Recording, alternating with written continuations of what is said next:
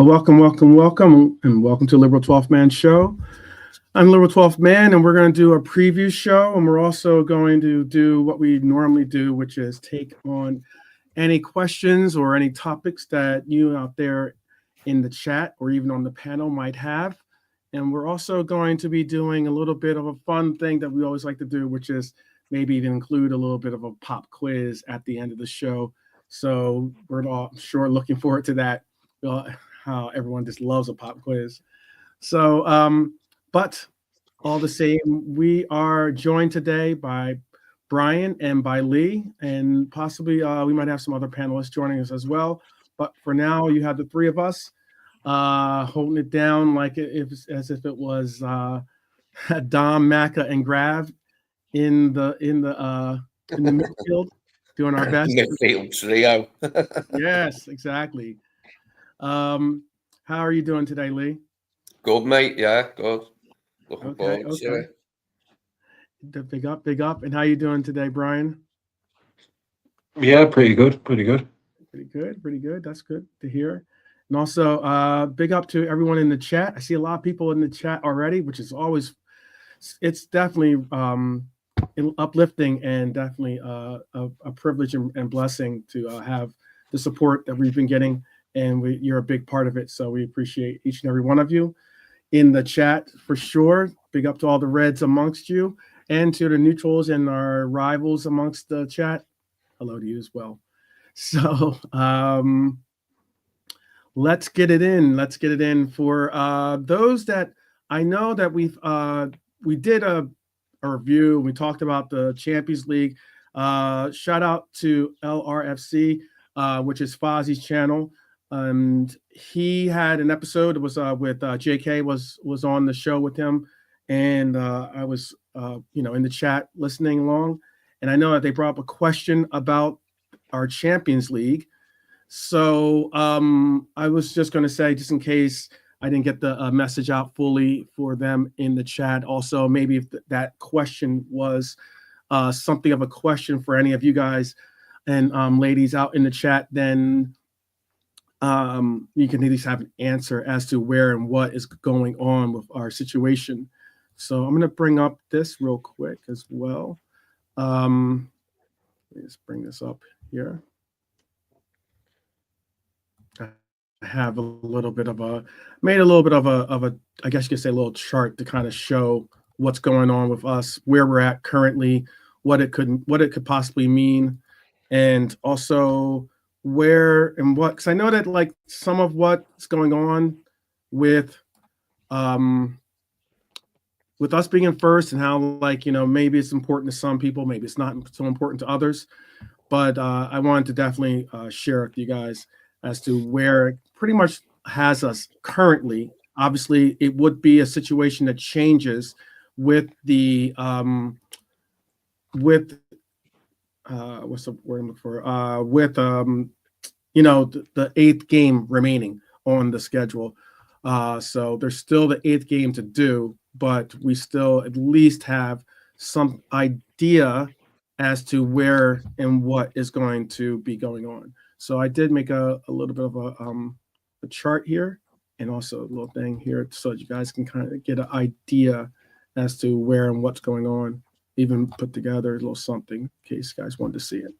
All right, let's do this. So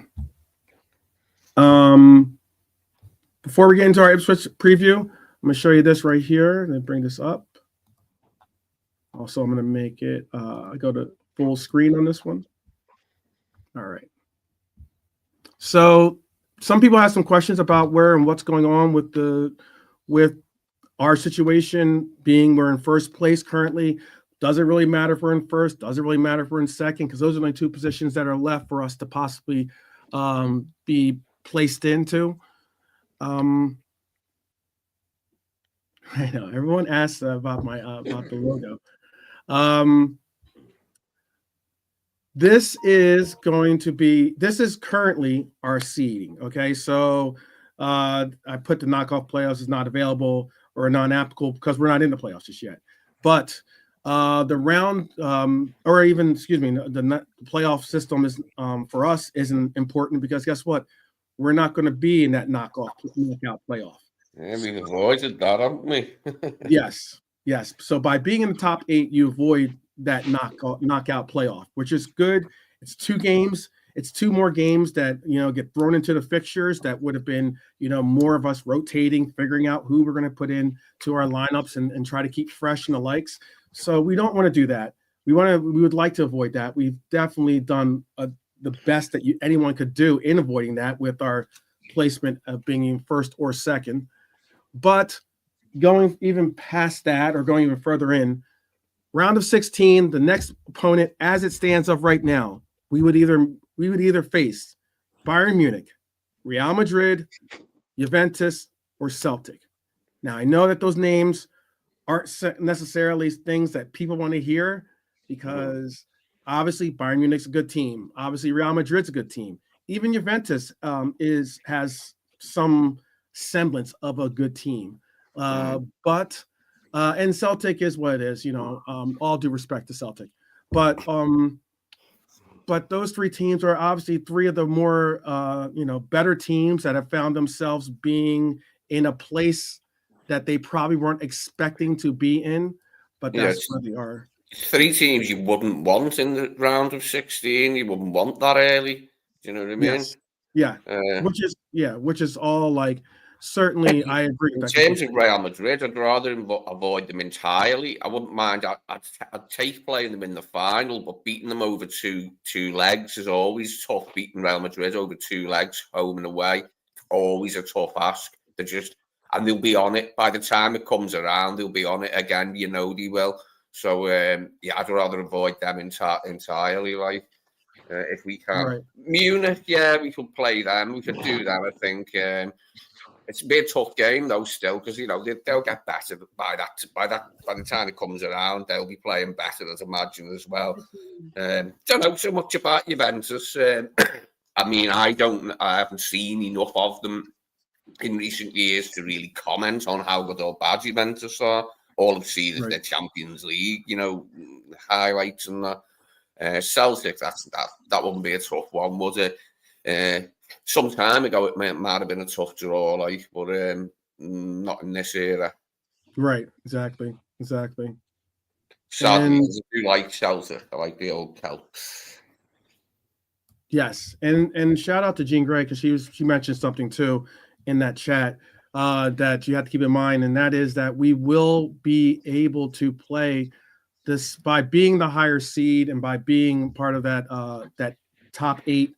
We end up always having our home game at the second round of the competition. So that's certainly a positive to keep in mind as to something that we can look forward to benefiting from, because obviously we would love to not have to deal with going on the road in that second match if possible. So I also want to show you. So I'll even show you this right here.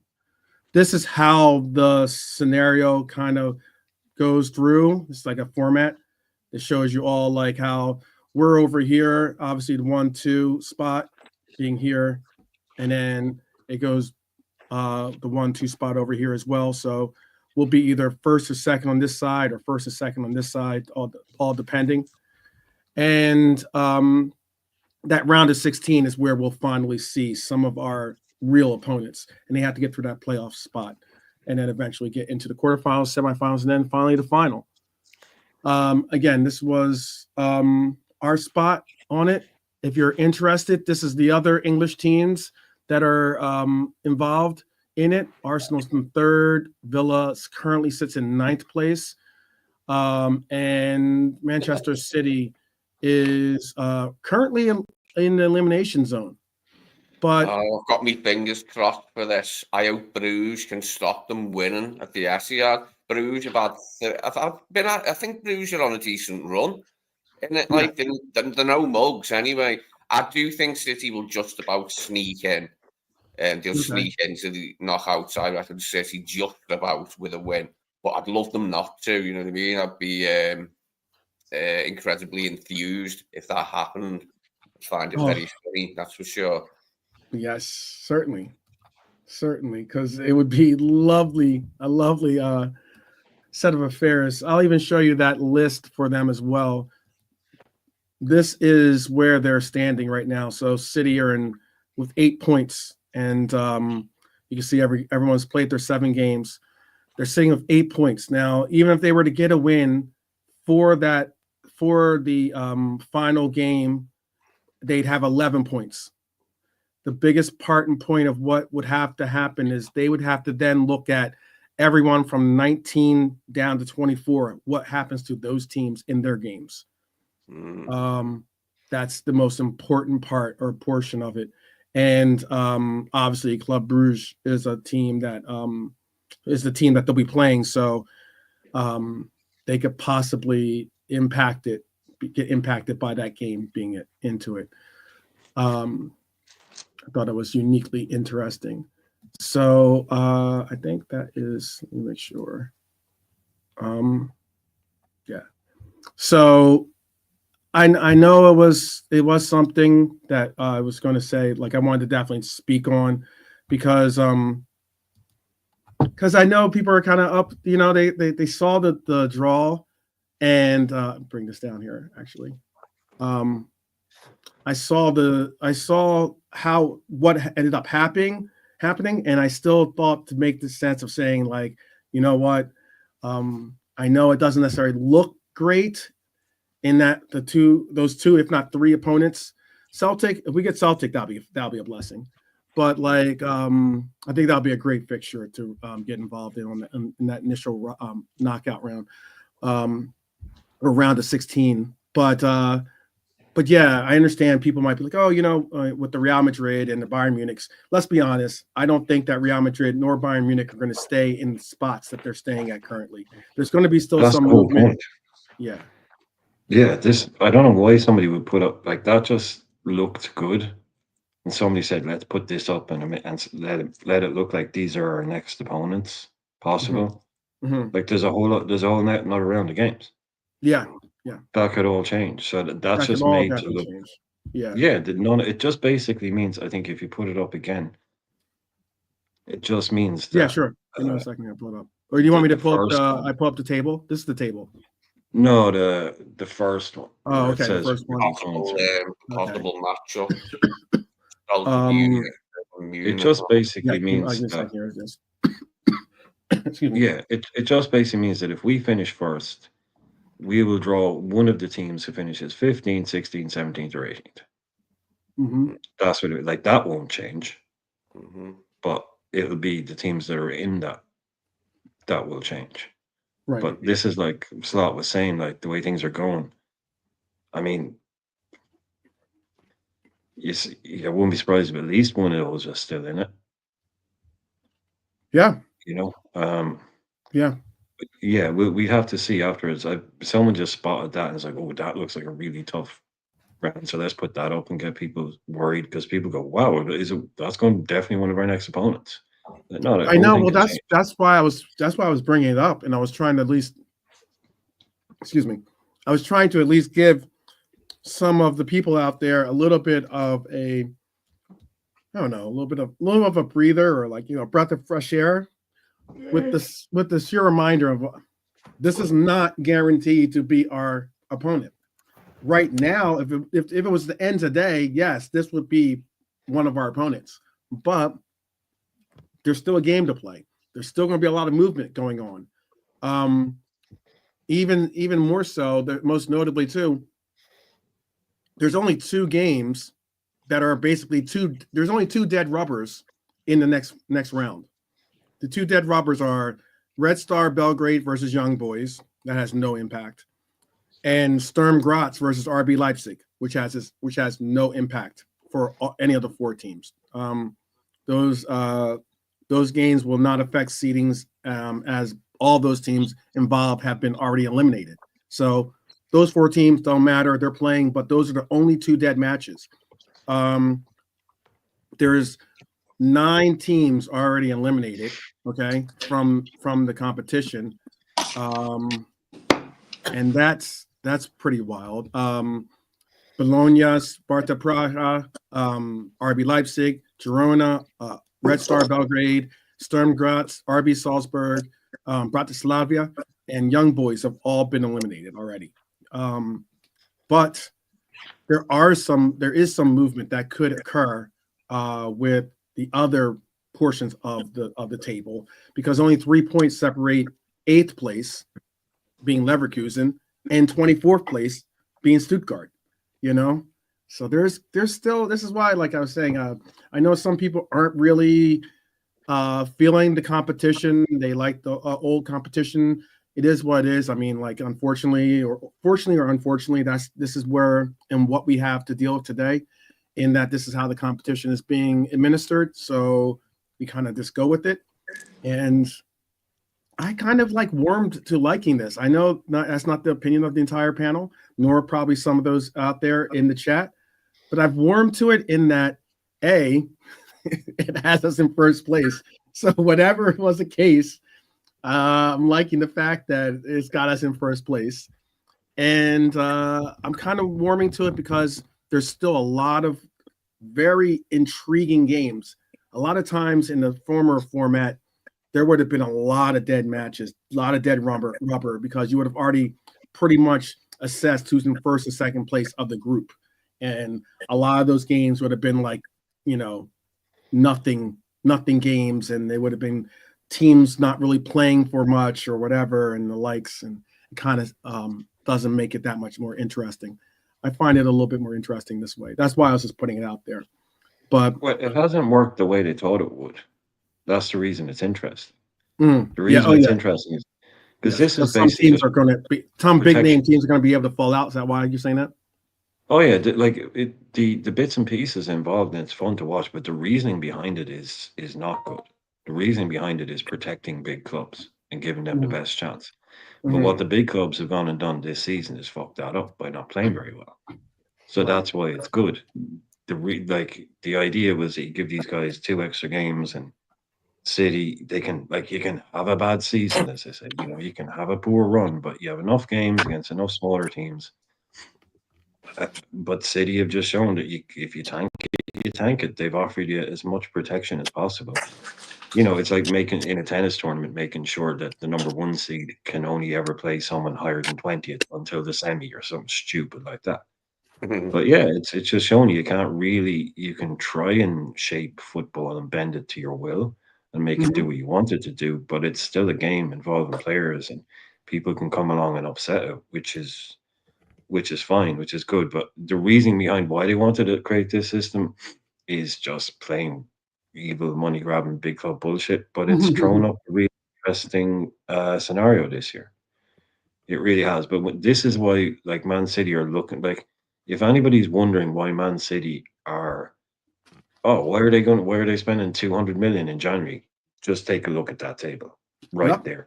That's why they're spending 200 million in January. These people do not go down like that.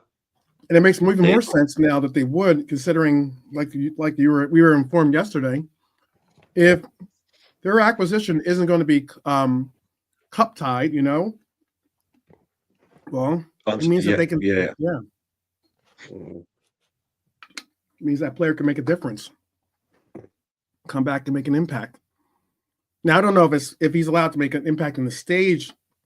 He might not be able to make an impact in their 8th game, but I guess it all depends on when they get registered and when they get the deal finalized and everything, or if they're allowed to register a late edition. That I'd have to look into, but they're not right. You can't register them until after this group round, right? Yeah, when you get to the knockouts, then they can play. Okay. But yeah, let's just say if we sign somebody, they would be technically, had they played it, they'd be cup tied for the PSV game, but we could play them in any game after that. Right. Okay. Yeah. So again, I just wanted to make sure that I got that out there, because I know some people that was a growing narrative out there about the possible competition that we would be facing And I understand the fact of, yes, of course, if it ended today, this is the competition. But guess what? Chances are, considering there's only 3 points that separate, so meaning a win, a loss, a draw, in a lot of different variations can dramatically affect this. And if anything, the narrative that I was looking at, and I'll bring this down, the narrative that I was looking at it from is that I actually like the fact that we have, with those narratives, we have Real Madrid, Bayern Munich, and even Juventus. Okay, it's unfortunate to see Celtic there, but even Juventus in there, because why I'm saying that is most likely the biggest likelihood is those teams aren't going to remain in those 3 spots. Mm. That is the biggest likelihood. Either some other team will either move above them or they'll get bumped lower or whatever, but they're going to get bumped out of those placings, most likely by their own regard or by someone else. And if that's the case, that means that the likelihood of us facing a Real Madrid, the likelihood of us facing a Bayern Munich, I think is extremely, extremely small. And that's why I like that scenario for us. But yeah, that's I just want to make sure we got that in there. And hopefully it brings you a little bit of Wusa, right? Isn't that the way people say it, right? Wusa? Is that like a namaste type situation? Something along those lines? No idea? Never heard that word. Yeah, I think you're supposed to say like Wusa is like a way of like, I think it's like a breathing technique or something. I don't know. Maybe. Okay. JK might help me out with that one. Yeah, sa means air, breathing. Okay. Yeah. But Musa, isn't he a football player? I'm sure he played for Leicester. I'm sure. Right. Huh. I saw it on a Martin Lawrence episode or something, I think. So maybe that he used to do the woosahs in his episodes when he's trying to find his center and calm down before he gets all riled up. Oh, shout out to the 90s. All right, let us get into what we had on the set up for us today, which is this preview for this Ipswich game that definitely has something of a breather style game, I guess you could say, in that it's at Anfield, which is good. So at least it's at home. It's a team that is certainly not one of the big behemoth teams of the Premier League, although you don't look past any team and every team in the Premier League, maybe barring one team that sits at the very, very bottom of the league, are teams that you have to definitely never look past. You always have to keep your eye on what they have to offer. And I just wanted to I thought we figured that we would do like a little bit of a deep dive into our little home tie against Ipswich Town and recognize the fact that, yes, we've gotten a little bit of a spark and a boost to us. I think we kind of, some might say we walk through that last game for a good bit of, or at least for half of the match. But still, we're atop the table. Ipswich battling relegation, trying to escape relegation, actually, the relegation zone. I definitely think that this match is going to have the promises of some fortunate circumstances for at least one team. And I think everyone knows what team I'm speaking on. So let's just get into this match preview. Give you a quick overview of today's matchup, or this weekend's matchup, excuse me. We're going to be entering this matchup after obviously a solid 2-0 win over Brentford. And obviously the 2-1 victory that we had in Champions League is a little bit of a boost, considering it continues our winning form. Ipswich, on the other hand, just got themselves handed a beatdown of 6-0 to Manchester City. Yeah, I don't like that playing them right after they've just shipped 6 against City. I don't like that. It's going to make it harder for us, I think. I don't think it'll be as easy as some people may assume it might be. I just don't think it will be. I mean, they put on a good show at Arsenal, didn't they? And only lost 5. I could see it being something like that. I could see it being a 1-0, maybe a 2-0. But I don't think it'd be. I don't think it would be a walkover. I don't think we'll do them what City did to them anyway. Put it that way. Yeah, be sure to you can put in your score and scorer predictions at any time. We're going to get into that segment. That's a little bit further down in the show. But if you want, and you want to just be sure to get it in, drop it into chat. We'll star it, and we'll make sure that we include it when we bring up our scores, our score predictions as well. So I was going to ask the panel, and I'll ask, so you somewhat did answer part of the question. So I'll ask you, Lee, what do you make of Liverpool's form this season, and how important do you think the consistency in maintaining it is for our title challenges? Obviously, we have this big game coming up against a team that some might look past. Do you think that it's a game that we will somewhat struggle a little bit because we're not necessarily playing to our opponent's level as opposed to playing to our own individual level? I don't think we'll struggle necessarily. I just don't think it will be an easy game. I think they will put on a decent rearguard action, Ipswich, and limit it to a couple of goals.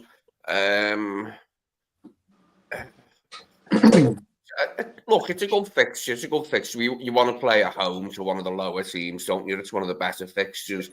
But I don't know. I don't see it being a walkover this game. I've just got a funny feeling about it, in the same way that the Lille game wasn't. And I don't think he'll be resting anyone. We can't rest anyone, really, can we? We can't afford to. You know, we got to, like you said, we've got to keep it up, this form. We've got to beat these. Really speaking, we don't have to beat Everton or Goodison, but we really need to. You know, we can put together several Premier League wins in a row. Now that we've won a couple of games in the league, we can put together a win and run in the league over the next few games. We can really put some daylight between us and the others, can't we? Mm-hmm. Okay. Yeah. Some real detractor boys obviously got the surprise win against Chelsea. That was right, though, especially it was a surprise win considering that was right when Chelsea had picked up a lot of interest and a lot of intrigue as if they were going to be a real title challenger in this race. That obviously hasn't exactly worked out to their favor, considering they've certainly fallen off from that higher placement in the standings with us. And now I believe they're in 5th place now, correct? Double check for you. I think they're in 5th now, either 5th or possibly even 6th. Does anyone know where Chelsea stand, gents? No, sorry, it's just down. I'll double check for us. I think it's 5th. Yeah, it's 4th. It's 4th place, actually.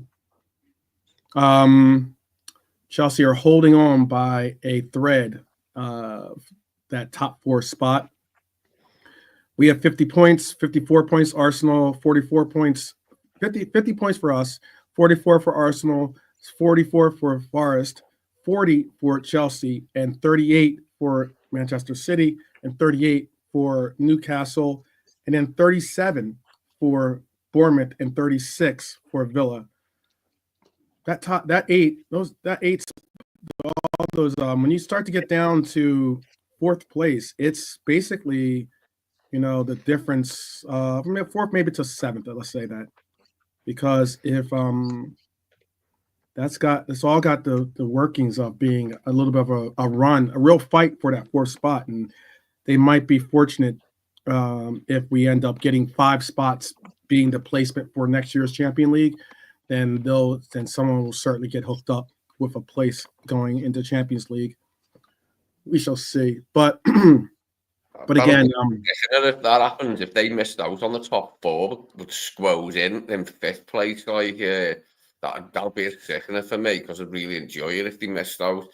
But that would annoy me. That it wouldn't annoy me for another club to get it, just them specifically Manchester City to get it with a 5th place finish would annoy me. Anybody else, I wouldn't care. I'd be happy for any other Premier League side to get it.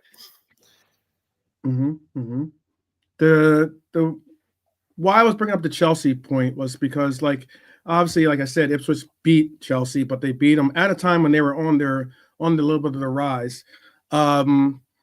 But other than that, they've struggled pretty much otherwise. What do you see as the biggest issue they've had this season? And I'll ask that to Brian. What do you think has been their biggest issue this season, being Ipswich Town, obviously? Ed Sheeran.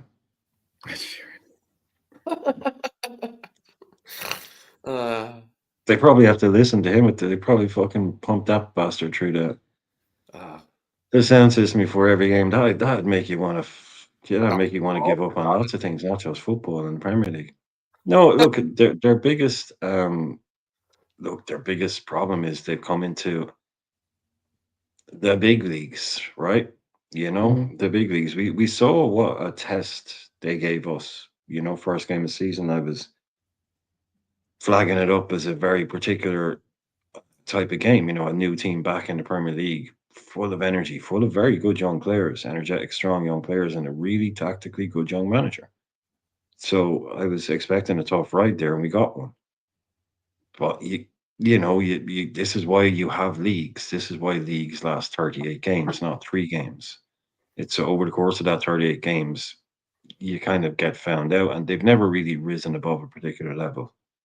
So I just think it's the lack of quality everywhere. They've got some good players, spent some decent money, but it's just the strength of the league. They start 3 teams have to be down there, and I don't think they're quite at that next step yet. Really, I don't think they've really done anything particularly wrong. I think they've kept their squad together, kept their game plan together, haven't panicked, haven't kind of had a oh my god we're getting relegated meltdown. They've just dealt with everything, seem to be enjoying it. Whether they were ahead of schedule or not, I don't know. Don't seem to have gone crazy in the market, trying to buy 15 players, trying to stay up. So I think they've done a good job. I just think just doing it week in, week out in the Premier League is, after a while, your squad level catches up to you. Okay. Yeah, we have basically the team form has been, for us, we've had the win, the draw, then a win, then a draw, then a win. Hopefully that doesn't necessarily show the basic pattern that we're starting to formulate. And also we have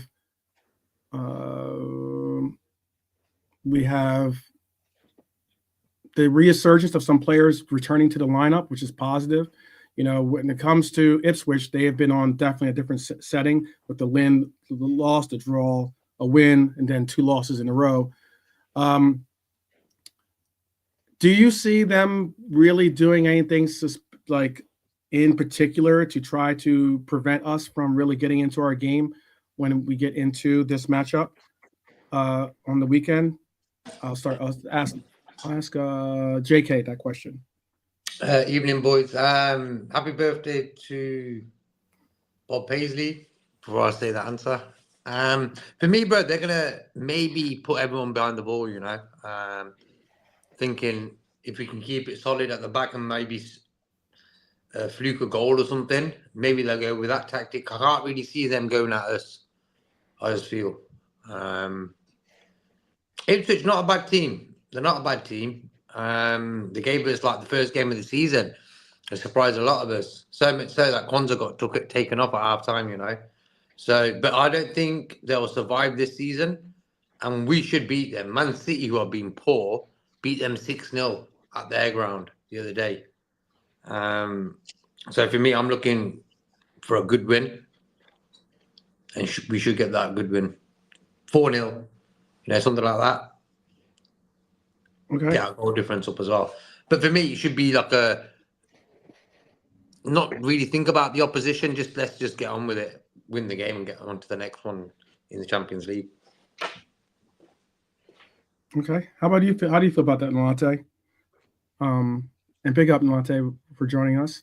But how do you feel about our current run? Is it maintainable? Are we now back officially to winning ways, or is it more of we're going to be possibly looking at some issues or playing to the level of our opponents in this next matchup?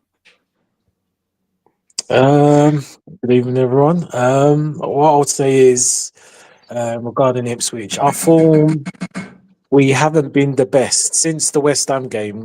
Our form has been up. We haven't been the best. Been a bit below, but we've done the job. A few drop points here and there, but it's the Premier League. It can happen. Again, yeah, like JK was saying. Again, we've had the win. I expect us to be a bit more. A win's a win, so if it's from 1-0 to 6-0, but I will be disappointed if we don't score at least 3 goals against Ipswich. Like JK said, to destroy the Man City, we know what they're going to do, but we've got the players. So if we could just turn it up a little bit, it's like the cooker. When you want to get that heat, if we could just turn the notch up a little bit, I just like to send a warning shot to everyone. I know it's only Ipswich, but just let them know, yo. We've learned from last season. We are about to repeat that mistake again. And even VVD, they asked him about it, and he said, obviously the experienced players in the squad, so you've got a balance there. So again, and obviously not that he kind of alluded to Klopp's factor. Obviously not an excuse, but just kind of the timing of everything, and obviously, but now they're not going to let it slip. So. Again, same as most games, anything other than win. And, Ipswich are, they're okay. They got these, obviously, Brian's boy, what's his name? Jacob Greaves at the back, and, the lap is the main threat. But we should be winning this comfortably, and that's what I expect to see. So if we can turn it up a notch and just kind of solidify it, just let a warning shot to everyone that we're here for the long run to the end, then yeah, I'll be happy with that. Who's my boy? Who's my guy? Is it Greaves? Is it Brian, the defender? No. What's his name? The central defender for Ipswich that they signed from Hull. Liam Delap.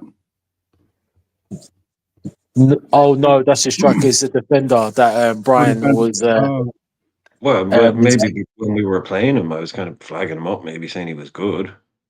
But... Yeah. Oh, okay. Maybe you were flagging him up. Yeah. I think it is Greaves. I think so. Yeah. There's Greaves. Yeah, it is Greaves. Yeah. That's it. Yeah. With that, JK. No, the guy. I think that I'm still saying he's going to be the next Lionel Messi. Is Philogene. They bought him. So yeah, I'm prepared to die on that hill. Never letting go of it.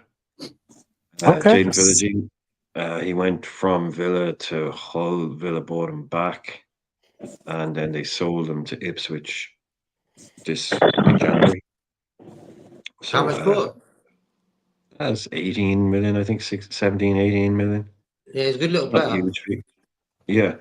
So Hyler was talking about bringing, like I was saying, they haven't gone mad bringing in, but they have brought in a couple. I'm just kind of thinking, and Enciso from Brighton was an interesting little pickup. That's only on loan. I think he had a good season last year. Yeah, he's not bad, Julio Enciso. Yeah, everybody was saying the next new Brighton number 10, the next little special player. Then new manager comes in, he ends up moving out. So he could be good for them. I'm pretty sure that's only on loan. But yeah, they have done a bit. But I think that might be some strength. Like Philogene was awesome in the championship. Philogene was literally fucking running the show in the championship. So if they can get him now, if they get relegated, they've got him signed up. They'll have one of the best players in the Championship next year. That's the way I'd be kind of looking at that one. But yeah, just answer. I don't think there's a lot they can do to stop us. 12. I think they gave us a good go their ground, but at Anfield, yeah, like just what JK is saying. If City, poor and in form, can beat them 6, we should be beating them 3 or 4. Happily enough. Okay. It's easy enough. Easy said. There are some key injuries and suspensions that we have, obviously, with the team. We have both sides have their share of absences. So for us, we have obviously Joe Gomez. There is Diego Hata that is possibly a out for us for this upcoming weekend game. Ipswich will be missing people like Connor Chaplin and Agbene will be also out for them. My question is to the panel, how do you think the possible absences of Jones and Diego will affect Liverpool's depth this weekend? Like, guys, and do you think it's something that we can get past, or is it something that's going to really impact us? JK, go ahead. You can answer that one. Yeah, no, for me,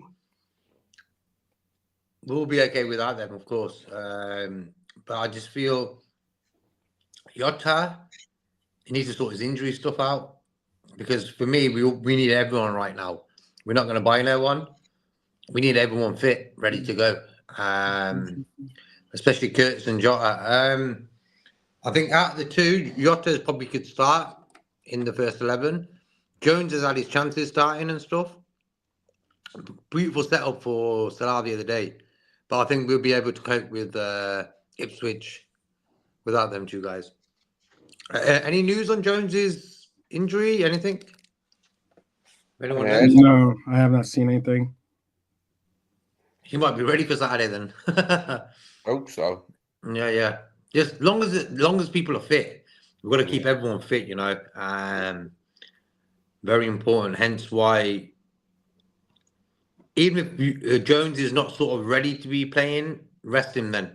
We've got a game on Wednesday as well, the last game of the Champions League. So good fixture to have right now. Ipswich at home. Good fixture.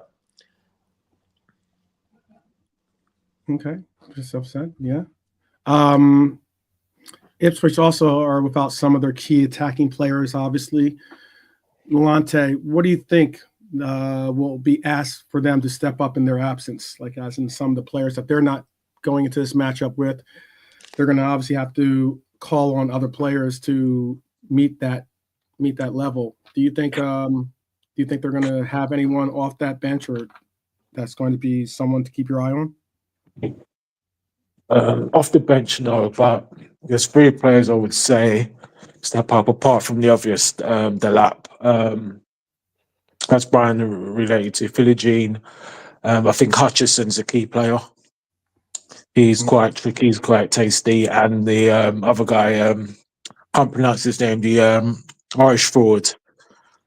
Is it Shimadax? Yeah. Smodic. Yeah, Smodic. That's Shimadax. Yeah, that's him. Yeah. So I think they'll be key because the lap is, danger. I think they'll be key. They'll be behind, pressing, trying to get balls into the lap and trying to make things happen. So they'll be key for Ipswich against us. There's a fine Irish name, Smodic. Smodic. Yeah. Yeah, I think he's Polish or something. He just got called up for Ireland. Yeah, I know he's a regular with you guys. Your squad, right? I know he's a regular. He's only just gotten called up. Is it? Within the He played last against year, maybe. Oh, the last year. Okay, yeah, because I know you played against England in the Nations Cup. Okay. Yeah. Yeah. I think he was waiting, whatever he's Polish or Czech or whatever. Yeah. Like obviously, I think he might have been waiting to maybe get, but then he's like 27 or something when we came around calling. Because he was at Coventry, I think he was doing well, wasn't he? Was he at Cov? I'm not sure. No, he was at Blackburn. Blackburn, he was scoring the goals. Yeah. He was good there, yeah. Yeah, so He was the model of consistency at Blackburn. yeah, it took us a while to try and call him up, but yeah, it's been about last year and a half.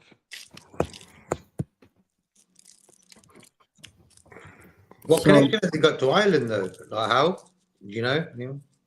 No idea. I mean, like his mom could be Irish and his dad is from Poland. Next thing you know, they're Osmotics. You know, that's all it takes.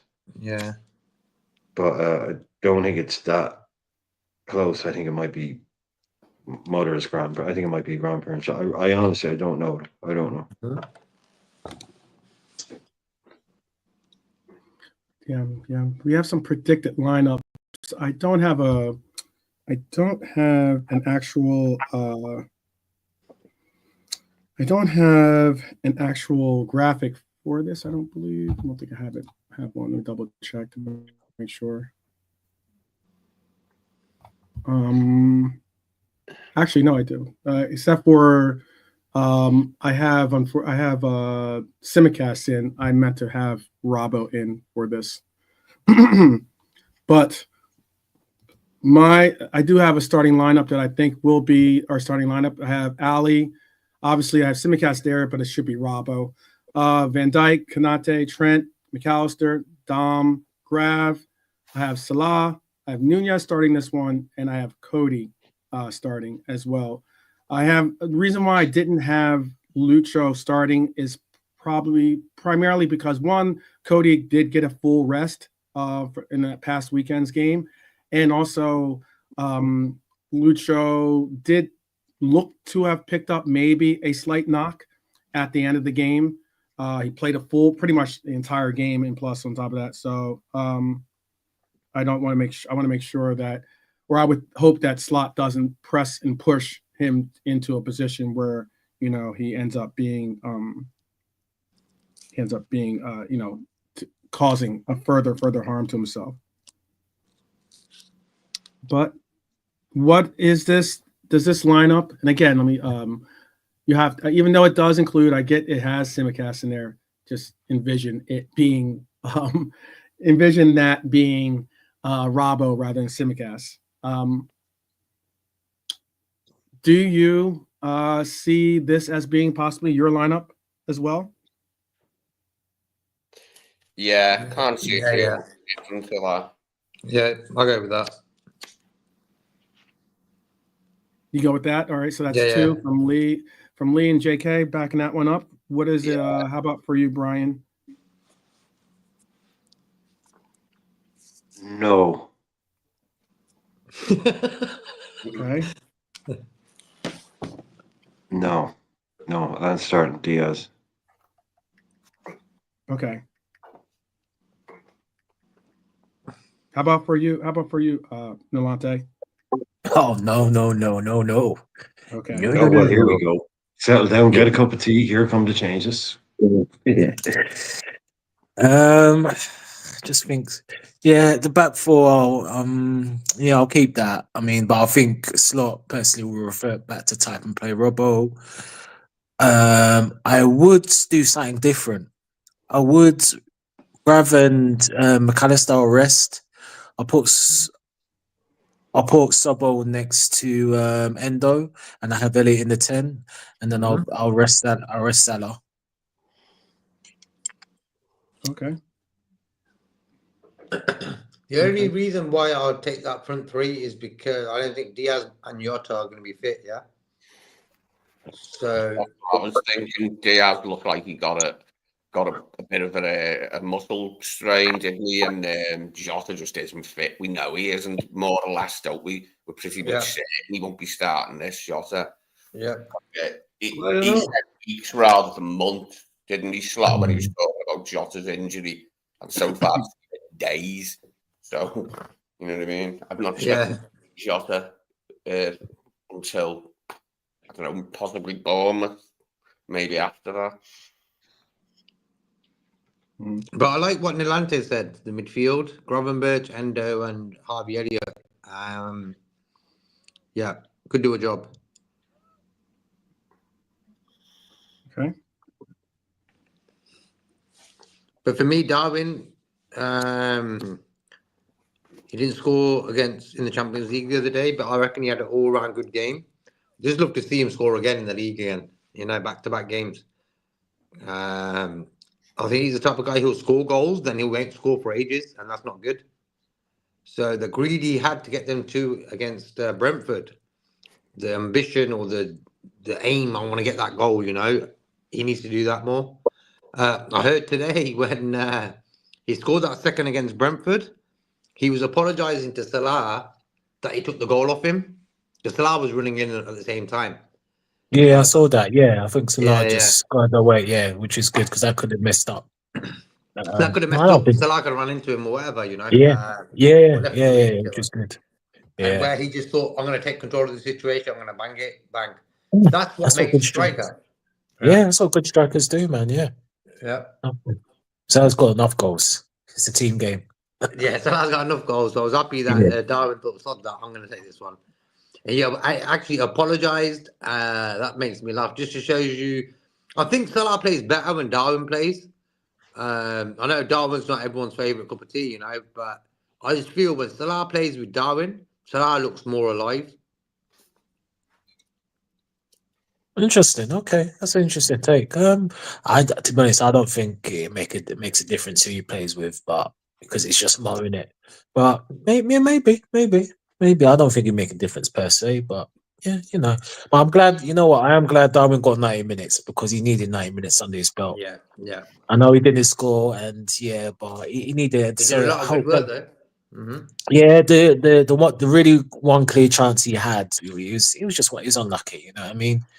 It's just one of those things. Salah missed a sitter, which he should have buried. It happens. So hopefully this game he'll like a little bit of confidence flows, and if he can get in the goal sheet, Because for me, like I said, I know Slot will do Diaz. There will be more games he'll put Diaz in the false 9 or whatever. But I just want to see my striker up there, whether it's Jota or Nunes up front, unless they're all unless they play 2 to 3 games in a row, they have stinkers, then fine. But apart from that, I just want to see my number 9 up front. Yeah, I like playing with a striker. The Diaz thing, if injuries make you do that move, do it. You know what I mean? And Diaz doing okay. He ain't great, but he's doing okay. But I just feel I like seeing a 9-9, like a striker. You know what I mean? Yeah. Look, Gakpo got a rest the other day. That was a good thing because he's played a lot of football. He's played a lot of football recently, so that was good. But I want to see him starting again.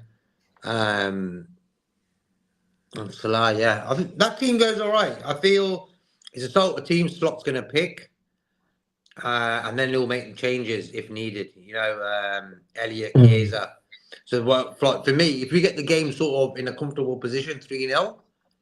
55 minutes, 60 minutes, bring off Salah, bring off Gravenberch, bring whoever off, and chuck on the other guys. Keep doing that. That'd be good. Yeah. But first things first, get the points. You know what football's like.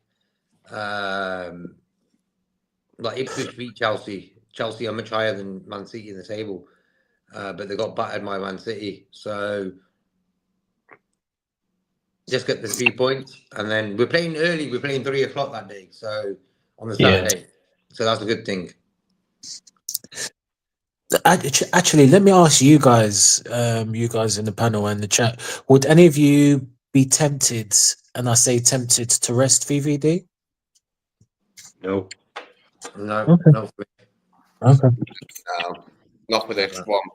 I just want us to make sure in this game. I don't feel it's going to be as easy as all that. This game, I feel he probably will limit us to a couple of goals, maybe a 2-0, as it was away.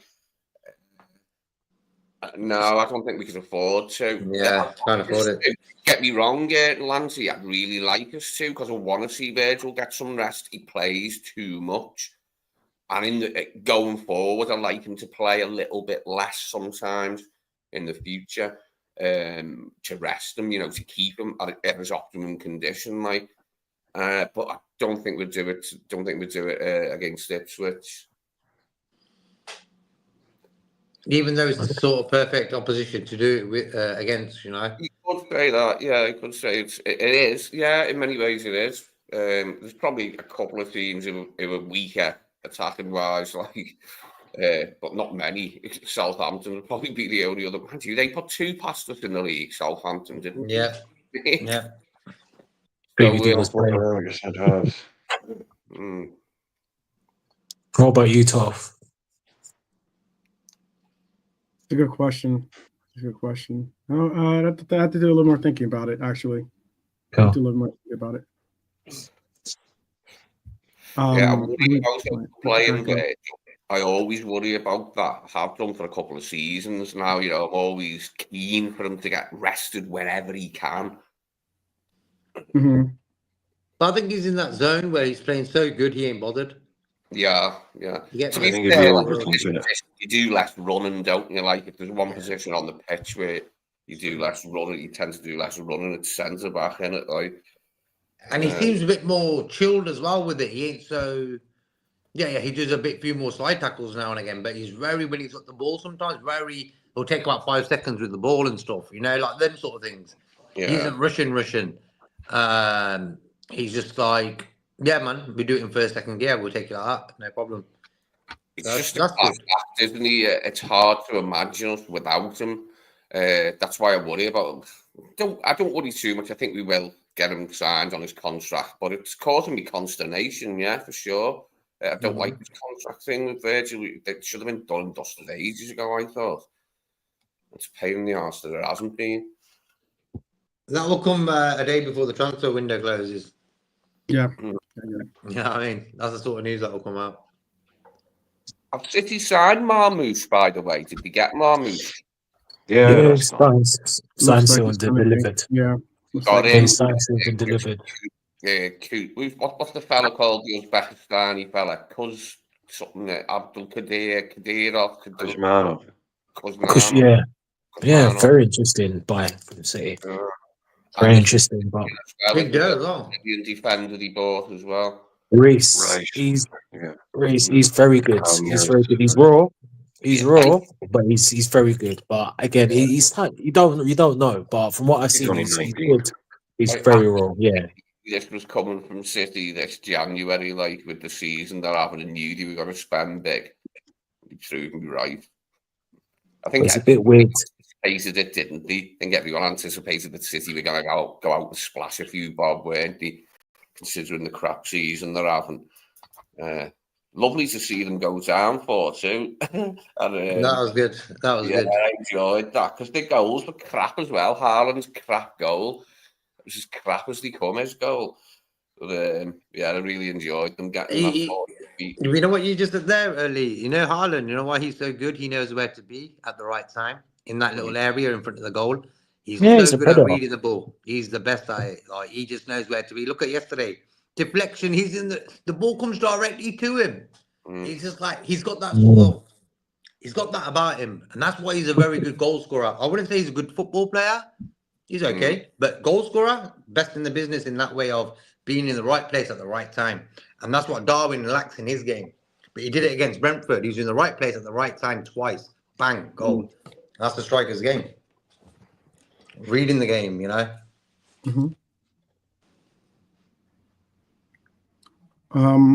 Also,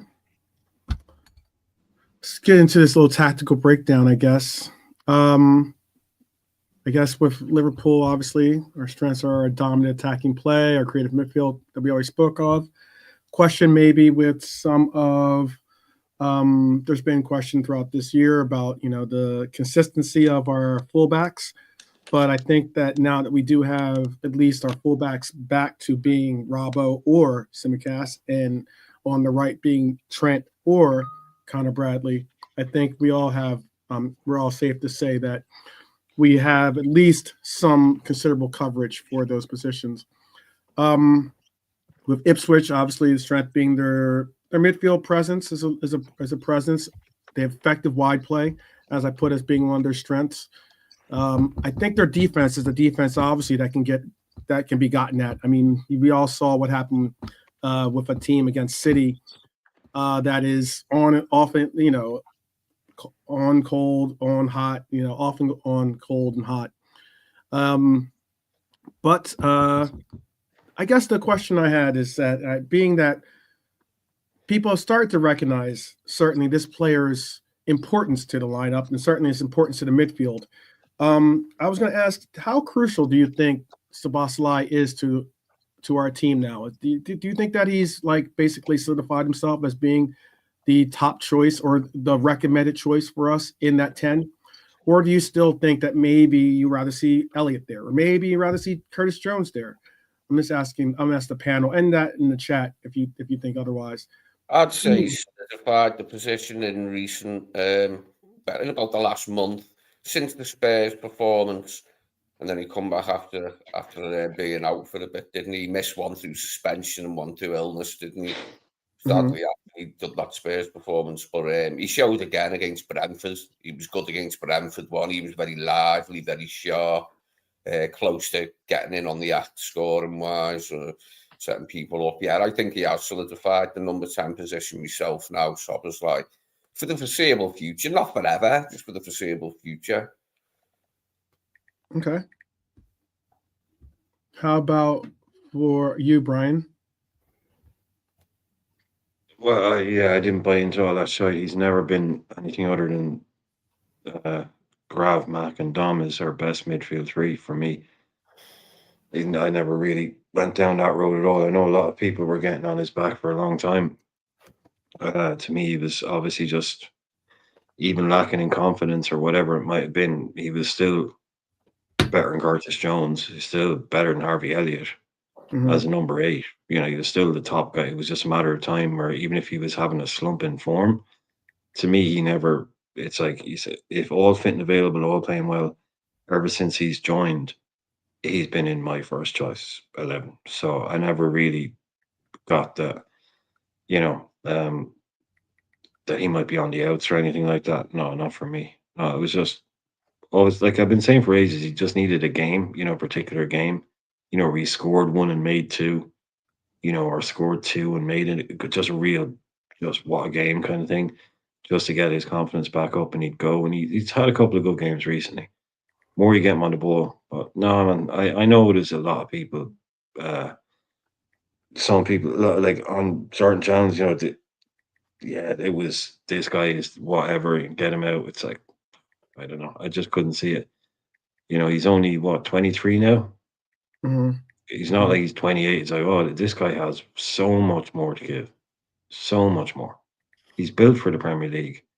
His work rate, like it was, it's never been in question. So it's like one of those guys. He's never thrown it. It's like, okay, I'm not having the best game, but I'm going to work and run and do all of that, which is what you do. So you've got that to him. So yeah, I just really, I just didn't get him, man. There was a lot of Dom. So we know what we're talking about. There's a lot of Dom slander going around about. I think he was just, I don't know if you want to go down the scapegoat FC thing, but I think it was just a particular vibe and a particular group of people picked up on this, and next thing you know, a lot of other people picking up on it. But yeah, tell me what's not to love about him. You can do it all. So, how about for you, JK? How about for you? Can you repeat the question, bro? What's your feeling on the importance of Dom this year? Like, has he solidified himself yet as being the preferred choice? I know he had gotten a lot of flack, a lot of there was a lot of just words I'm looking for. There was a lot of attention pushed towards him as being someone that wasn't going to be a really usable player for that role. Some people are saying this and that about Dom. They wanted him out of the team. He's not Liverpool level, blah, blah, blah, blah, blah. But he certainly picked it up as of late. He certainly has warmed to a lot of people in our fan base. Is he your preferred choice now in this 10 role, or are you still leaning towards maybe having maybe Elliott be in that role, or maybe even having Curtis Jones be in that role, or maybe, figuring out some way to get Maka into that role maybe, or something along those lines? I do like Parker in that role, and Elliott's good off the bench in that role, as we've seen recently, like, and has made a difference. But I do think Dom is slot de facto number 10 now, and will be for the foreseeable future. But that can always change with form and other players' form and stuff like. Or it can change in a number of ways. He might want to rejig the way he sets up. I don't know.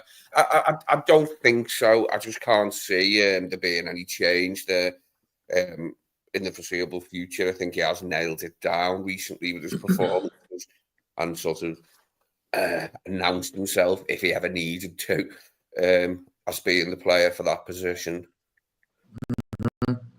That's my impersonation of a Scouse accent. Pretty good, aren't I? Like for me, Szoboszlai's sort of woken up since the Tottenham 6-3 game. His energy sort of changed. Even the other day in the game he played, his energy is just better. I think he's sort of got his head sort of sorted in that way. He's playing for a proper team now, who are going to try and win the league and the Champions League, and he's sort of woken up. Good timing. So for me, I'd keep him there in that team with McAllister and Gravenberch. And then we've got options. We've got Elliott there, he can do that role, McAllister, whoever. But for me right now, with Szoboszlai's energy, sort of pretty good, and he looks better, I'm keeping him in the team. Yeah, I'm pleased for him of late, because he was cocking quite a bit of stick, like, and I mean, I've been critical of him occasionally at times and said he could be better. I think it was fair criticism, but he has improved. There's been improvement. I think he knows the role. He knows what's required of him now in this slot team, and we're reaping the benefits of it now. Yeah, I think it took him time to sort of settle in, and I just feel he was trying too hard sometimes. Play your natural game, you know what I mean? He's a good little player when you really look at it. Yeah. Bit pricey for me. His price, I was a bit astonished with the price we actually paid for him. No one really talks about the price. Yeah. 60 million full release clause, no hanging about, just boom, there's your money. Yep. So they must have had a big lot of faith in him. But for me, he plays like top dog for his team, national team, Hungary. And for Leipzig, he was like the top guy and stuff. And at Liverpool, he realised there's a lot of other type of guys who were like that, top players. Took him a bit of time. And I think slowly, what Lee just said, he's sort of finding a way he needs to play for this team to win. I think he just woke up since the Tottenham game. He's just been a different player. Mad. Yeah. One game can change a guy's life, It's mad, isn't it? I mean, Fox was playing okay before the Spurs game. Not as bad as some people might have said, but there's definitely been improvements. I did feel a bit sorry for him because he sort of gone under the radar this season. We played so well this season in midfield, and it's McAllister and Gravenberch that have got all the plaudits, and he sort of went under the radar and didn't really get many of the plaudits, did he? But now he is, and I'm pleased for him, yeah. It's always good, isn't it, when that happens for one of our players. You want to see them smiling and enjoying themselves, and you can see him smiling and enjoying himself more, can't you? Recently, see him grinning his head off more recently, like, which is what you want. That's true. I've seen him recently in like training videos and celebrating goals and stuff. He just looks happier guy. Maybe he sorted his love life out. You know what I mean? Off-field things can hassle a player, you know what I'm saying? Maybe with him, culture shock, moving from Germany to England and stuff. Plus, off-field, like, stress and that. Took him time to maybe sort all that out. But he just seems happier. And when you're happy, you play better football, If you're stroppy, that's why I always go on about stroppy players. I don't really like stroppy players. Because their game ain't going to be good when they're stroppy. But when you're smiling, like, your game sort of smiles as well at the same time. So Szoboszlai recently looking really happy and stuff. His game's looking happy, Mm-hmm.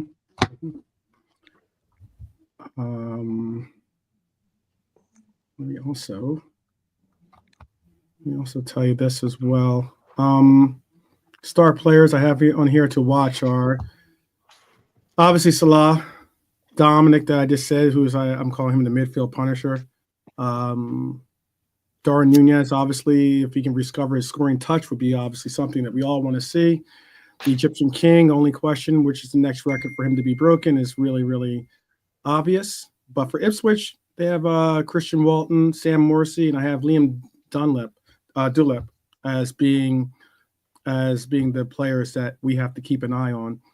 Who do you think is going to be our impact player on this weekend then for this game? Let me ask JK first that question. Who do you have as being our impact player that will have to, or who will have the biggest impact on this game coming up? I'm saying Gapco. Gapco. I want to say Darwin. I want Darwin to be the guy, but I think Gapco rested up and he'll be ready to go. You know. Okay.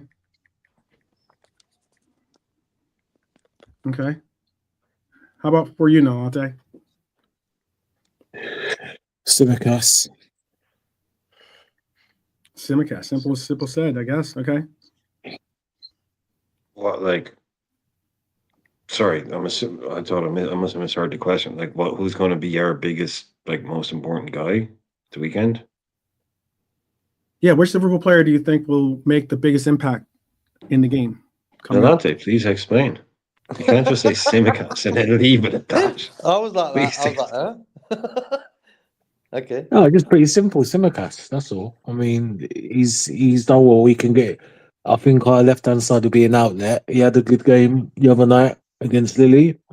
And yeah, I just think he'll be impactful in terms of crosses, getting balls into the box to Darwin. I think because his balls are better than Robbo's in my opinion, and I think it'd be key defending and attacking wise. Yeah, Simicast. Got a tidy left foot, hasn't he? Frenemies got a tidy left foot. He could be the Yeah. I'm going to nominate McAllister for that. I'm going to say McAllister has an outstanding game in midfield because that's where we're going to have to win it in midfield. They're quite busy and industrious in midfield, aren't they? Ipswich, we'll have to, deal with it and get around that. I would like Darwin to score. Obviously, it's a good chance for Darwin to score because it's Ipswich. As I said, though, I don't see us getting a half full of goals. I see us getting more of a thimble full of goals, like 1 or 2. But that'll do me, you know what I mean? 1-0 gets you 3 points, and 3 points is what I want. Yes. Okay. No set. Brian, how about for you? I'm going to try and have weird Nalante here. Allison. Okay. No. Christ. Hopefully it's the opposite of what we had against Lille, where people were asking for man of the match, and I'm like, well, someone's got to get it, whatever. But no one out there to me was like, oh, look at me, I was great. So I'd like another version of that, but the opposite version of that, which we used to get a lot. And I remember speaking to somebody about this when we were right in the middle of one of our better runs. We would do rating shows. This would have been on Day Trippers, probably. Yeah, Day Trippers. And it was like the amount of times where when you were picking man of the match, you could pick 5 people and nobody could argue with you. We used to beat people 3-4-0, and you could have easily picked 5 people and everyone would be like, yeah, great shout. Because we used to play, we so cohesive as a team. When we played well, Trent played well, Robbo played well, Salah played well, Mo played well, Bobby played well, Virgil played well. All had amazing games. I like that version of us where there's like 4 or 5 guys out there who go, yeah, if you gave him man of the match, I wouldn't argue with it. Wouldn't argue with it at all. Because they all interchanged, they all performed. So I'd like us to get back to a version of that slightly, so kind of more away from the Mo on 72% of our goals in goal involvement kind of thing. just like an opposite. Yeah. I'd like So to get like an a early Gakpo. goal. Yeah, like Gakpo, Mo, Diaz, Dom, Mac, and Virgil and Trent all having brilliant games. So, but if pick one, what's their particular kind of weakness? Mo's got his mojo back, maybe. I don't know. But we've been talking about him all night, so I'll go with Dom to have a big one. Dom to get involved big time. I was going to pick Dom, but I thought he'd go for Maca this time. But yeah, I was going to pick Dom as being because he did play good against Brentford. He was very good against Brentford. I did enjoy his performance against Brentford once I've seen it. So there, yeah, he's in good form. Yeah. Okay. Well, predictions time. Let's get into some predictions. What is your predictions for the game on the weekend? Give us your score and your scorers. Hopefully, I didn't miss anyone score or scorers in the chat here. But let's go around the horn. Let's go to Nolante first, and then we'll go JK, Lee, and then Brian. So Nolante, give me your score and scorers for this week, and then I have and then it's the fun. We have a little fun section coming up. Cool. Well, hopefully it won't be a repeat of what we saw on Wednesday, making missing chances and making it difficult before winning the game. I don't want to see none of that. Just clear, cut, clean, and the score will be my favorite number, which is 3-0. Scorers, you already know one of them, so I'll get. So we'll skip my first goal scorer 12. You know how you do. You know the name. Second one, Mo. Third one, let's have a bit of Trent. Yeah, that's me. Let the people know, Ante. Let the people know. They might not always been here before. So, who's your? No, I don't, Brian. I don't need to mention. They know. They know. They know. They know. He ain't lazy. He's gravy. Yeah. There you go. How about for you, JK?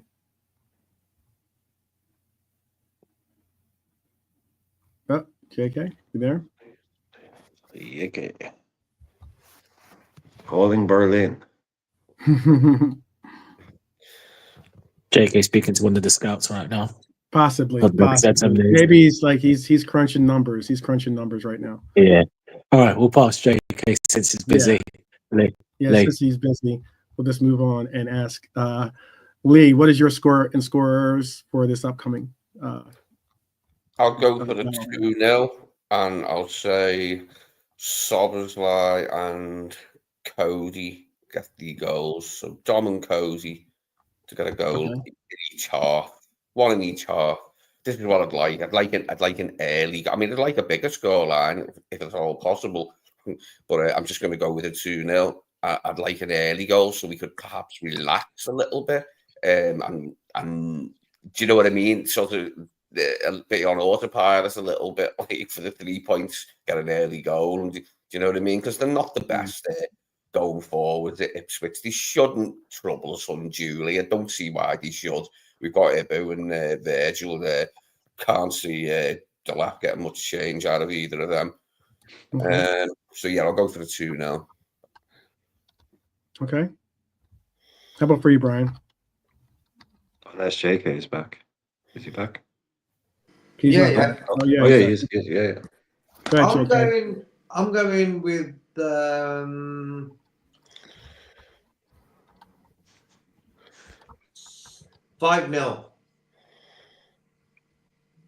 Yeah. All right. Let's go with 5. Okay. Who's your scorers in that one? A lot of scorers or just a couple scorers? I think Salah will get 2, Capco will get 2, and give and Darwin 1. Let's go with that. Okay. Brian, how about for you? Well, Ed says 2-1, but I'll give them a goal. So I'm gonna But at the same time, yeah, like I haven't gone overboard a lot at all lately. I've been talking 1-1s and stuff like that, but still them at home. I really don't know. Yeah, fuck it. I'll go 4-1.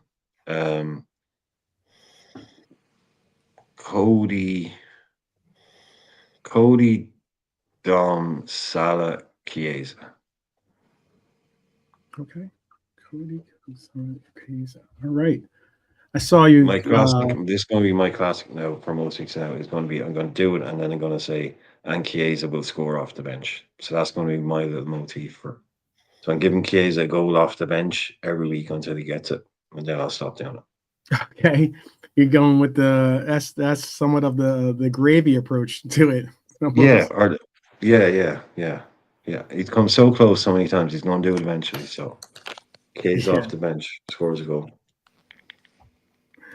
All right. I'm just gonna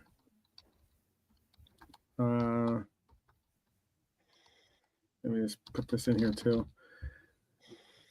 I saw 3-1 from KJ, 3-0 from Abdul. KJ's got Cody and Salah and Diaz as the goal scorers for him. And let's see. Salah, VVD, and Cody is who Abdul has for his goal scorers. Jimmy has 4-0. Okay, all right. Let's see.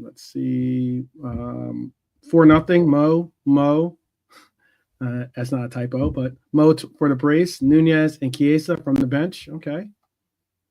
I need to do that, Bernie. I definitely need to. She's asking if we're keeping a table of who gets the most correct predictions. I want to definitely do that. We're going to have to like try to compile it all up and try to do everything best we can. I try to note and sometimes write down what you guys say, so that we can get a good one going. See, that's a spreadsheets kind of guy kind of thing. Yeah. That's a real, because you got to write the thing for it, and then once you've written the thing for it, then you can just enter in the scores and be cool. But yeah, you got to write the thing for it. Yep. And then let me also say, I have. So we'll definitely, hopefully, have a list of that. But I did have something fun that I wanted to do as well, and that is since we just went over our starting 11, let's do a 11 questions pop quiz. All right. Quick smooth quiz. as a cream and a Twinkie. Smooth as the cream and a Twinkie. There you go. I'll ask a question. I'll just go around the horn, and in the chat, you guys can give your answers if you like it as well too. Let's see. Let's start off with. Lee. Let's start off Lee.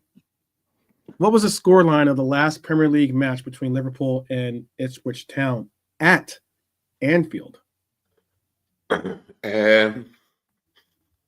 My God, it must have been a while ago. Yeah. It wasn't 5-1, but 5-2, was it? In something like, I'll go with 5-2. Oh, okay. I'm thinking Marcus Stewart. Yeah, that's who I'm thinking. Yeah. That game when George Bailey was Ipswich manager and Houllier was our manager. Oh, we might be answering some of his future questions actually by talking about it. Yeah. Say no. You saying a 5-2 win or a 5-2 loss? 5-2 win. 5-2 win. 2001-2 season, if I remember. 2001-2002 season was the last time we played them in the Premier League. That is, it wasn't a cup match. It was in the Premier League, and I watched it not long ago on LFC TV. Well, there Okay. you go. There you go. And that, like, all the time I was watching it so long ago. Big up to the streets. Big up. Yeah, the game was closer to what you originally said. Robert is correct. I was just going to say it was closer to what JK has predicted for this upcoming match. Hopefully they can repeat it. So it was 5-0 in that match. I remember that game. That's the last game of the season. I think Risa scored. Anelka might have scored. Owen scored.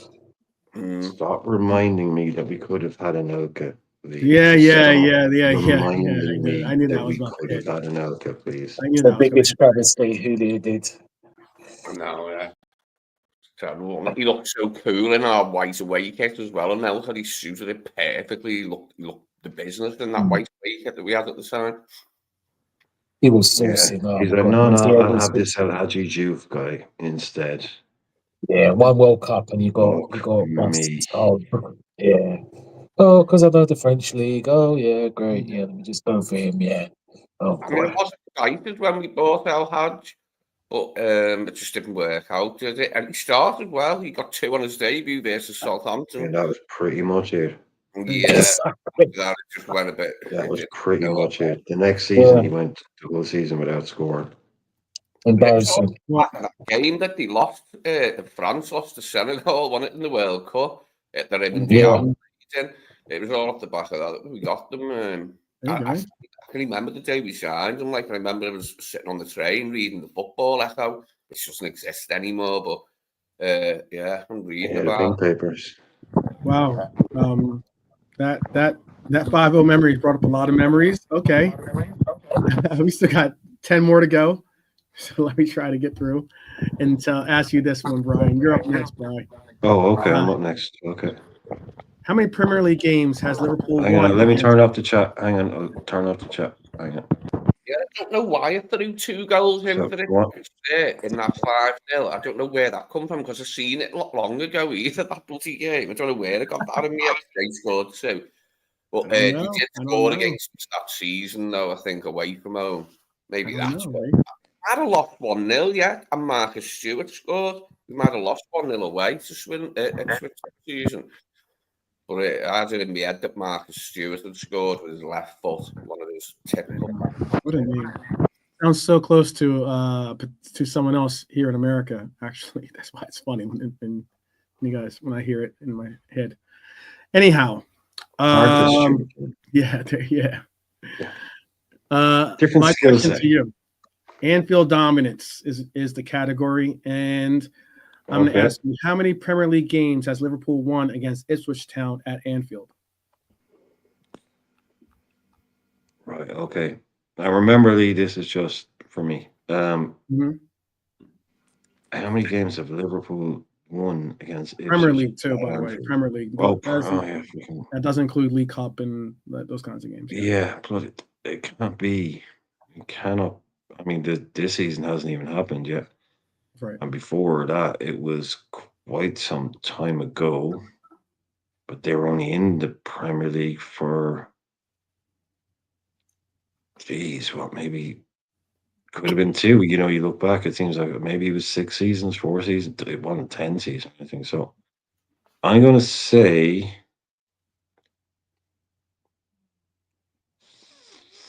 3. That would be incorrect. KJ got it actually with 5. 5? Okay. Yep. Liverpool have won all 5 Premier League games against Ipswich Town at Anfield. So there's only been 5. Okay. Yeah. I seem to remember us losing 1-0 to them to a Marcus Stewart goal. It must have been in Ipswich. Yeah. Okay. Well, I'll ask this one for Nalante. This one is the category is top scorers. Who is Liverpool's all-time top scorer in matches against Ipswich Town? Is that just Premier League or in since history? Kind of important caveat on that one. Ipswich were very good when I was a little boy, when I looked like this in this bloody picture. I think it was that season, maybe, that they I won think the it's away. only Premier League. Only Premier League. Just Premier League. You're safe. You're safe. Premier League. This is a good one. Probably only took someone to get a hat trick then, hadn't they? Probably only took one now to get a hat trick. I'll say Owen.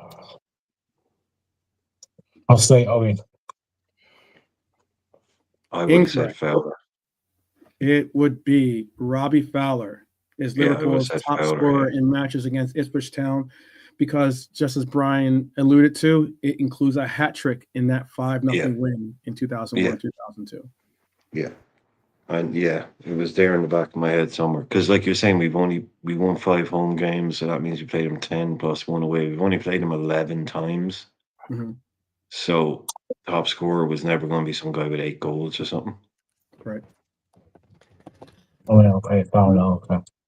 The team that beat in the UEFA Cup was actually Slot's old team, AZ Alkmaar. They were quite good, Alkmaar, in the early 80s. And it was a very hard competition to win. It was very good the way Bobby Robson managed to do that. He did get the England job not long after. But yeah, they had a good side in the early 80s, Ipswich. Loads of good players, loads of very good players in the early 80s, Ipswich. Quite a few Dutch ones. We got a few Dutch players over. What was this is for record wins. The category is record wins. All right, JK, this one's for you. What is Liverpool's largest margin of victory against Ipswich Town in a competitive match? Now, that would include League Cup, FA Cup, whatever. All matches are included in that one. I'll go this 6-0.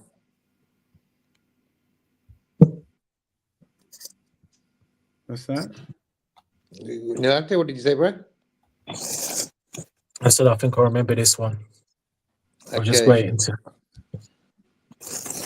I'll go 7-1. 7-1, you're saying. That's your final answer? That's my final answer. It's a guess. Okay. Does anyone in the chat, you guys in the chat, you guys are more than welcome to play along. Everyone on the panel is not looking at the chat for, to get any answers, any sneak answers away, any cheating answers at least. So you're more than welcome to chime in. Probably Robert's going 9-0. I'm somehow remember a 9. I'm not sure 8. if it is them. Is Bernie's call? 8. Okay. Any others? Going? Oh. Was it the 6? It might be 1 and 2. Liverpool's largest margin of victory against Ipswich Town is 6-0, achieved at Portman Road in a League Cup match in 1982. There you go. Oh, I thought these were on Premier League. No, that's the same score we beat them in the Premier League. I put one wrong. Yeah. So it's the same, really. Yeah. I did say 6-0 straight away. Yeah, you did say. Yeah. You did say. Mate, cool. Well, when I said all competitions, I should have given the hint which one I was aiming towards. I didn't hear you say all comp. Sorry, I must not have heard that. I said that concludes the League Cup, FA Cup. That's all I was saying. Oh, I was probably must not have been this. I just have made it all Premier League. That's the year it is where I'm wearing this yellow kit here. I think that's what season that was, 81-82 season, because that's the first year we had this yellow away kit. We had a white one in 80-81 when we won the Champions League, European Cup. But that was that season, 81-82. Okay. We'll give a shout out. We'll give one little freebie to our opponent this weekend. And this question is Ipswich Ipswich success. Ipswich's the Tractor Boys success. When was the last time Ipswich Town defeated Liverpool in any competition? When is the last time Ipswich Town defeated Liverpool in any competition? I'll go 1983. 1983. You're saying okay? Guess. Okay, yeah, we could go reverse around the horn. We'll ask you this one, JK, and then we'll go Nolante, Lee, and then Brian. Does anyone know when was the last time it was success category? In the chat. 78. 98, yeah, 99. 78, no, 1978. That's a guess. We'll try it. 1978. I'll go for the 97-98 season. Okay. I was just trying to give the chat a little time to drop in their answers. No clue for that one. All right. Liverpool's last defeat to Ipswich Town was in the Premier League on January 4th, 1992, with a 1-0 win against us at Portman Road. Obviously, because we never lost to them at Anfield, so at Portman Road. Who scores? I don't have the goal score on that one. I just have that they. Yeah, this 1992 is the last time I have it there. I remember it. Kept Phil Neal out the England team. How about this one then? How about this? I'll ask Nolante this one. Clean sheets. How many clean sheets has Liverpool kept against Ipswich Town at Anfield in Premier League history? There's only 5 games to go from, obviously. So clean sheets in Premier League history. Okay. I'll go with my lucky number 3. 3. No. Yeah, so you had the hint that we've only played them 5 times. So it can't be 6 Red Armchair Supporter. But hopefully it won't get to 6 by this match coming up either. Liverpool has kept 4 clean sheets against Ipswich Town at Anfield in Premier League history. 4 of those 5 wins have been clean sheets. All right, I'll ask this one then. I'll ask this one for Lee for a question of Ipswich at Anfield. Ipswich Town last avoided defeat at Anfield in 1994. What was the scoreline of that match in 1994? 1-0.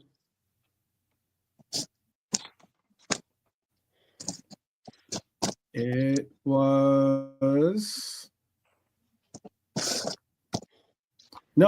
was Ipswich Town last avoided defeat at Anfield in 1994, securing a 1-1 draw. So out of those 5, we must have beaten them. I think it was, securing a 1-1 draw, 1994 at Anfield.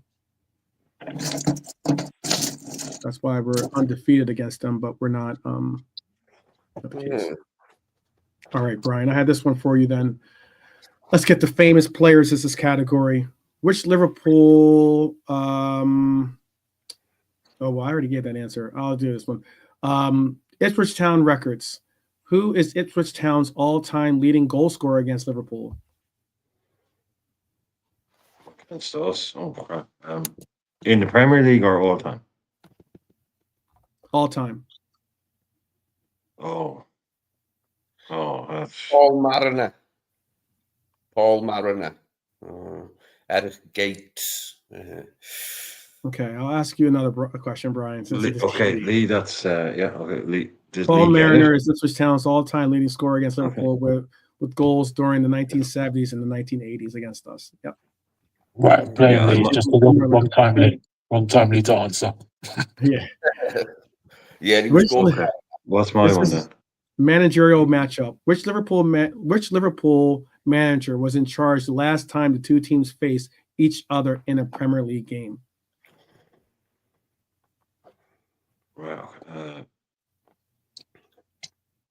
when did they get relegated last? I'll say Houllier. That would be correct. Houllier was Liverpool's manager during their last Premier League game against Ipswich Town in 2002. All right. Yeah, okay. This one I'll let you guys answer it as a group since this is the last question. I had 11, but one of them is actually I already gave the answer by asking another question. I realized because it was which Liverpool players scored a hat trick in the 5-0 win. That's obvious. We already said that one. Yeah. What is the combined aggregate score of the last 3 matches between Liverpool and Ipswich Town in all competitions?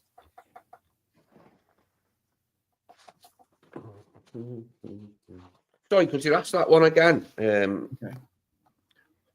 What is the combined aggregate score of the last 3 matches between Liverpool and Ipswich Town in all competitions? I say 9-2. Okay.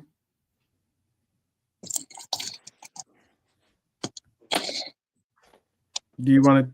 Is that what you're saying as a group, or? Three matches, 3 Premier League meetings. What's the aggregate score? No, all comps.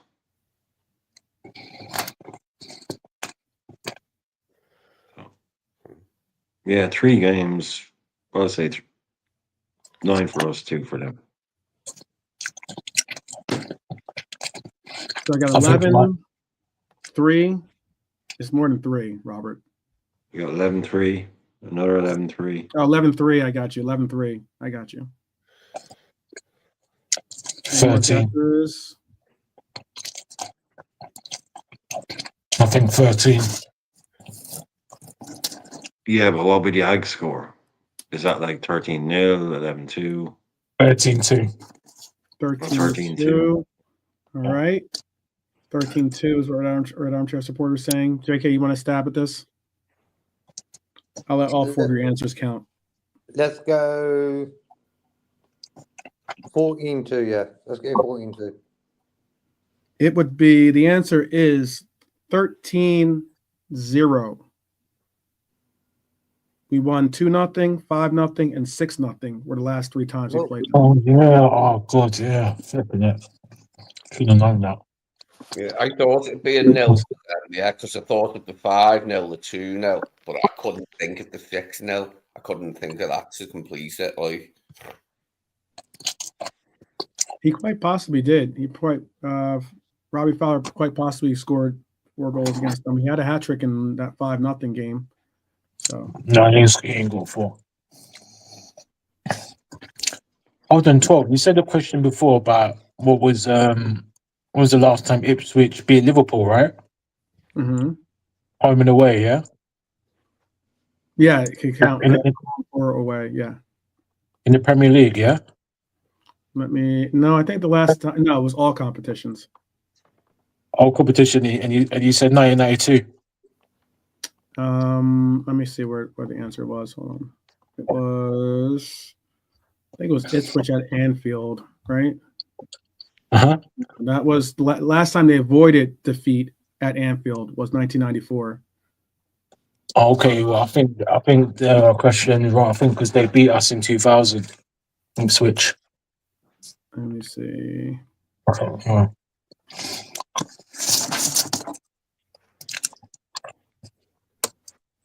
Let's see one question. 1, 2, 3, 4. Oh, actually, they did beat us at Ipswich, but I don't know if that was that a Premier League game? Yeah, it was.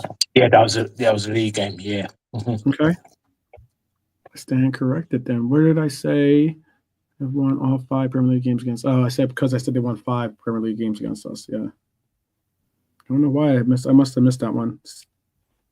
All good. 5-1. But the last 3 is 13. Yeah. And then that was like they got a 1-1 draw. Then they beat us in 2000, 1-0. And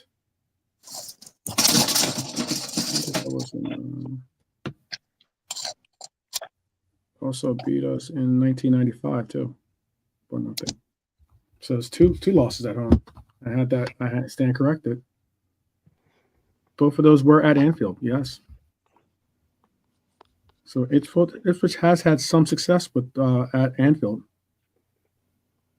Other than that, though, we beat them. 1, 2, 3, 4, 5, 6, 7, 8. There's 9 appearances against them. But some of them have been, that's at least in the Premier League, but some of them obviously were away. So those are all my questions.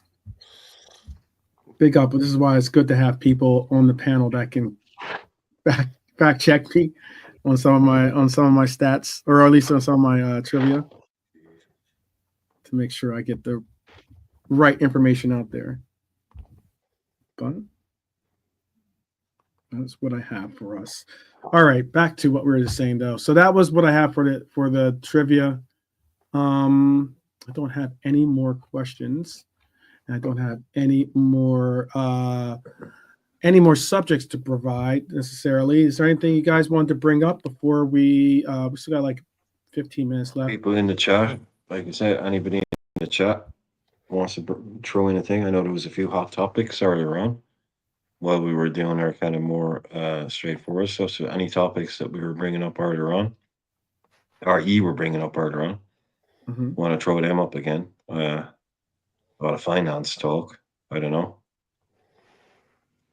A few clickbaity channels today pushing a few agendas, pushing a few fake news stories. I don't know if you want to go into it, but this whole wage increase thing, it seems to have ruffled quite a few feathers amongst those who know how to get views anyway. Well, anybody that doesn't know, we published some of our numbers, not all of our numbers, but some of our numbers came up today, and it's the headline number, because there's always a headline number, is that our wage bill has increased by £14 million, even though we didn't sign anybody in inverted commas and we let players go. So there's basically been instant calls of shenanigans. This is grist to the mill for some people. If you want to go with it, go with it. But yeah, it is the headline number, and then people have been doing Twitter threads, and people have then been doing shows based on that Twitter thread, because a financial expert, again in inverted commas, did a thread saying there's something weird here, there's something not right here. Liverpool have sold players, bought nobody, as we said, and somehow magically their wage bill has gone up by £14 million, and everybody's demanding answers now. FSG have done the right thing by saying that all these, maybe the gardener got on the wage bill. Oh, they must be putting the bar stuff on the wage bill. Well, if they work at Liverpool, yeah, they'll be on the wage bill. That's how that shit works. But it was interesting to see a lot of what's going on here, lads, kind of comments. And to me, it's the players' wages are publicly available. You can look up probably multiple websites and find out how much the managers and the players get paid. But FSG quite rightly said that, don't expect us to release publicly how much people who work at the club that don't have anything to do with the playing squad get paid, because that's just not what you do. Like, they want to know how much does the guy that works in the canteen get paid, but there's no reason to make his wages public, so it seems now that there's this is a story to latch onto at the moment, and until somebody who actually knows what's going on will come out and say, but I imagine it's going to be a pretty obvious explanation that basically this and this happened, so people are losing their minds over nothing. But now it's given lots of oxygen to the FSG brigade, or the more rabid kind of seize on anything kind of thing. Now, even Hilo was saying it there earlier on. If you look at it from the outside, say, okay, you sold a load of players, or you let go of a load of players, didn't bring anyone in, yet your wages went up by 14 million. So it was a nice headline, but I don't know. Like I say, no one's really mentioned it tonight, but it seems to be the big story going around today, and people are saying shenanigans and all of that. But I don't know. I don't know what you guys thought or think or thought about it or saw it or whatever. Yeah, seen it. Couldn't really add much more than what you have to it. It is what it is. What they're saying, what it is. It is what they're saying it is. So there you go. What I look at it is, it's always sort of perfect timing when this type of news comes out. I mean, like we're near the end of the January transfer window. Us fans want a player. You know, we ain't bought no one in a long time. I'm not including Chiesa because he's only started playing now in the last few weeks.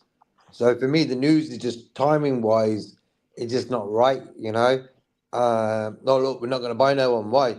Our wages have gone up 14 million. Job done. That's People are hungry for the signing, aren't they? I've given up hope on that. Yeah, I don't see it signing anyone. Nah. We're going to, we would have. We're going to, we would have. We must be waiting until the summer. I'll be very shocked. Sometimes clubs move very late in the window, right at the end of the window. It's not unknown. And we're not unknown to have done it before. But I can't see it this time round. I just don't think it'll happen.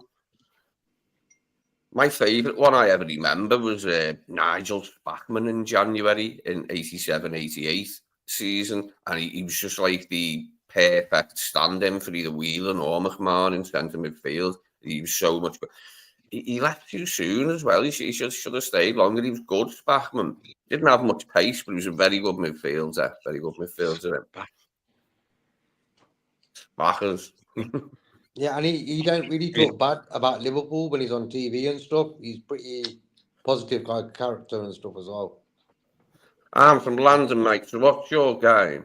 That was his contribution to the Anfield rap. But he was a good player, yeah. It was a good January signing. That didn't half help us that season because we needed him. That wasn't the season you got that kid from, no? No, this one that in the avatar, that's 81, 82. No, I'm just compiling a book on that shirt now. Yeah, I'm compiling a book on that shirt now.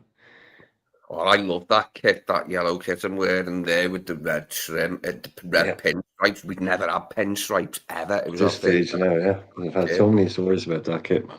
Yeah, I loved putting it on. When I put it on and put like the whole thing on, put the socks on and pulled them up, and I thought we looked. Yeah, that's chapter 1. Don't worry, that's chapter 1. Across the band on the socks, like Umbro. Yeah, great kit.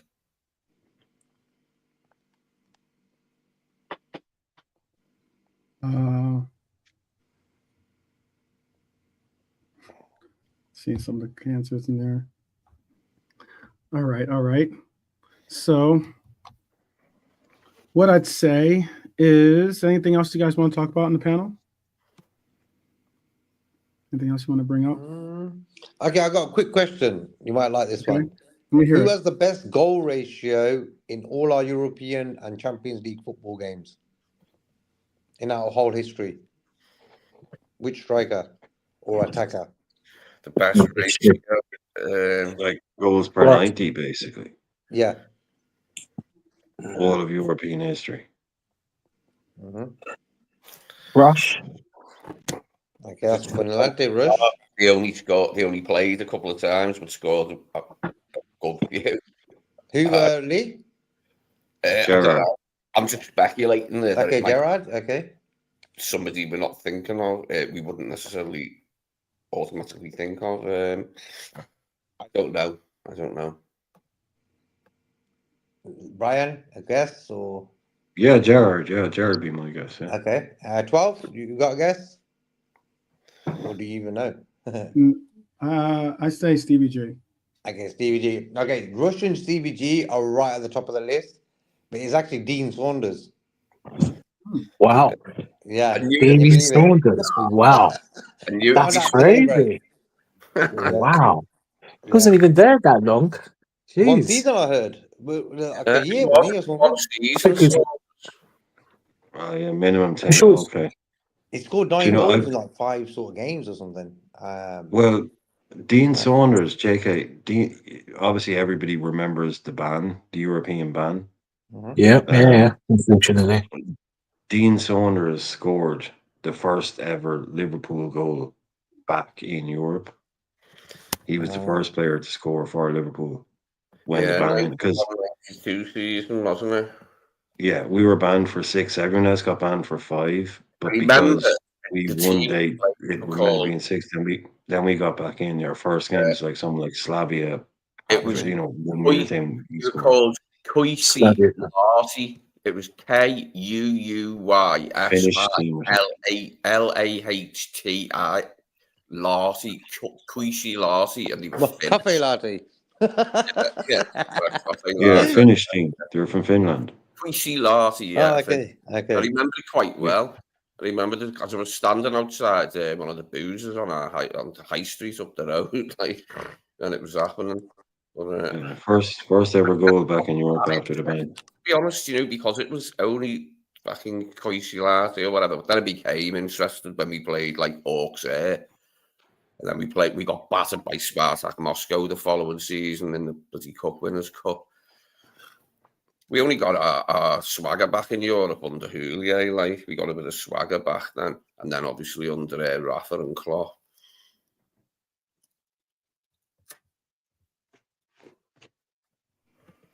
Yep, in that list, I think Salah was second, Gerrard or Rush was third. Okay. Yeah, Bernie has a question. Go ahead, Bernie. Okay. Bernie has a question. Sorry, nothing. It's all right. Dean Saunders. Okay, everyone's waiting for Bernie now for the question. Oh, Bernie, yeah. Bernie's got something. Go for it, Bernie. All is, all 5 of us. Give us a Jurgen Klopp drum roll intro, Nalante. Come on. For the question, go on. Yeah, Bernie. Just give me the question now. Boom! Bernie, so funny. Come on, Bernie. We're waiting for the question, yeah? Boom! All for free, folks. All for free. Okay. Oh, okay. Interesting. Whose dad was a league manager? Who was the LFC player whose dad was a league manager? Hello? Well, currently, right now, Bernie, can you just tell us, they play? Is it the current squad right now? Who was the LFC player whose dad was... No, Redknapp is Harry Redknapp's nephew. Yeah, Clough. There you go. Yeah, Clough, Clough, isn't it? Yeah, Nigel Clough. Clough, yeah. No, Frank Lampard, Harry's nephew. Jamie Lampard and Redknapp are cousins because Frank Lampard Senior, the ex-West Ham. It's not his actual dad. It's not Frank Lampard's actual dad. Yeah. He's never been a manager. Yeah, Frank Lampard Senior is his dad, basically. Frank Lampard Senior is his dad. He's been an assistant coach at lots of places. Yeah. He was Harry Redknapp's his uncle. Yeah. Unks. But I always felt that Harry Redknapp should have got a top job. Maybe England. Yeah, like even Liverpool. I would have took him at Liverpool. I reckon. I always like Harry Redknapp. He's the type of guy you can meet anywhere. He'd be sound. Like he just sound. You know what I mean? He should have. You know, like his smiley face with those jowls he's got. He reminds me of Bagpuss. If anyone's ever seen that kid. Yeah. Like Puss was like. Yeah. He's got that type of face. Yeah, he has, bro. You are. But I always liked him. I think he had a good sense of humour. He would have got on with the Liverpool fans. Oh yeah. He was perfect for Liverpool, Harry, because obviously his son being here, and he was a big player here, Jamie. You know what I mean? He was vice captain and that, like, wasn't he? Sorry, no, Jamie. Sorry, I was talking about Frank Lampard. Frank Lampard is Harry Redknapp's nephew. Yeah. And Jamie Redknapp and Frank Lampard are cousins. Harry Redknapp is Jamie Redknapp's dad, obviously, and Frank Lampard Senior is Frank Lampard's dad. Yeah. And Jamie Redknapp is the only ex-Liverpool player who's on TV quite a lot, who never ever blasphemes the club. Yeah, he's been that Oh, guy he's for too. ages. No, he's vanilla. Jamie is A top guy. vanilla as it gets, man. Jamie Redknapp never does anything to offend anybody because he retired real early and he's got that kind of model good looks and all. He advertises everything. He was on Sky Sports real early because he was famous. He knows how to be on TV, don't do anything controversial, look nice, sound nice. But maybe back home or whatever. But yeah, on TV, man, Jamie Redknapp just sits there, looks good, says nice things, Been never so really good. gets Wouldn't have got overheated. that injury, Jamie. That injury really done him. But it finished him. It finished his Liverpool career, and he got it playing for England. Yeah, the knee injury. Yeah, Playing for England for us, and it was the end of him that he still played for us for a few years after the injury, but he wasn't the same Jamie Redknapp by any stretch. And then he eventually left. But it was sad that, like, it was sad for him because it really did. Well, it did. It ruined his career. I'm surprised we actually went for him as well. You know, it was just a weird signing. Like, you wouldn't say we're going to go for Jamie Redknapp at the time. So him coming from Tottenham to us. Passing range, didn't he? He had a good shot. It was just not really. Bernadette just smashed it. Jamie didn't get his looks from his dad. Sorry. A little look out of him, but I'm telling you, I'm thinking. his mum's like, got you there. KJ was Bournemouth. KJ was signed in from Bournemouth. Oh, we signed from Yeah, Bournemouth. Yeah, because his dad managed Bournemouth. I thought we signed him from Tottenham. You know. No. No, we sold him. Got him from Bournemouth. Yeah, Bournemouth. Yeah, highly rated at the time. So yeah, I think they were in the was it first or second division, one of the two. But yeah, I think his dad still sort of lives around there. Yeah, in the coast, south coast. Yeah, he's still there. Yeah, it's funny you say about Harry JK because the England job he should have got it. I think when Swen got the job, or was it who done it? No, was it Swen? Oh no, when Swen left, I think in 06, 01, 06, he should have got the job. But again, politics. No, the FA bigwigs in it, politics, because he's a man of the in it, and like, and then it gave it to one of my favourite Jamie moments just for the comedy value. Not a yes man, you know what I mean? Yeah, exactly. That's it. When he went a yes man, and that's why England football never want a guy who's not going to be a yes man. Do you remember when his free kick went in against Blackburn, when Blackburn were trying to, when they did win the league, and his free kick went in and then it went straight on the Blackburn crowd, and you seen one of their guys in like sunglasses going, "Oh, effing hell." You could read his lips dead easily, this Blackburn fan, when Redknapp's free kick went in that day at Anfield. But we did our job, you know what I mean? United were saying, Liverpool won't even try and beat Blackburn. We fucking beat them, mate. And they still won the league anyway.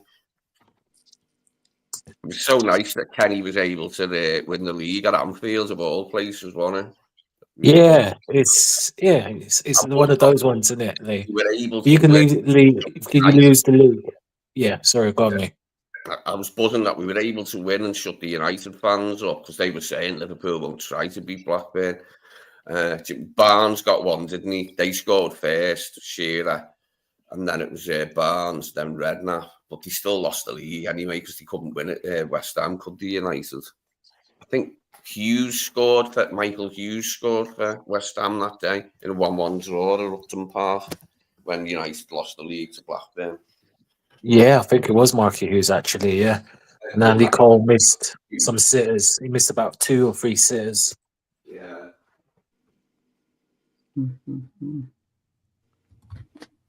All right, people. We are going to be bringing this preview to a close, but hopefully you'll join us tomorrow.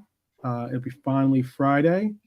It's going to be a pretty cool day tomorrow. And I hope that you'll be with us for finally Friday tomorrow. And then we'll obviously have a roll call for the game on the weekend.